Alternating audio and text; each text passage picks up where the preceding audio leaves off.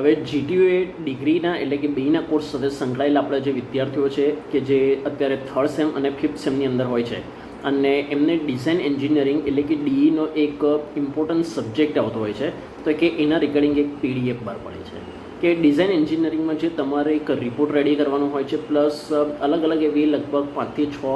Sheet ready કરવાની હોય છે. તે શીટ ક્યારે રેડી કરવાની, ક્યારે સબમિટ કરાવવાની રહેશે, રિપોર્ટ પણ તમારે ક્યારે રેડી કરીને ક્યાં સુધીમાં સબમિટ કરાવવાનો રહેશે, એ બધી ઇમ્પોર્ટન્ટ ડેટ્સ 3rd સેમના તમે છો કે પછી 5th સેમના તમે સ્ટુડન્ટ છો, એ બંને માટે એ ડેટ્સ એ પીડીએફની અંદર આપેલી છે. અને એ ઉપરાંત ડિઝાઇન એન્જિનિયરિંગના રિલેટેડ એક આપણે એવું કહી શકીએ કે ઇમ્પોર્ટન્ટ ગાઈડલાઇન્સ, તો એ પણ એ પીડીએફની અંદર અવેલેબલ છે. આ બધી વસ્તુ એની અંદર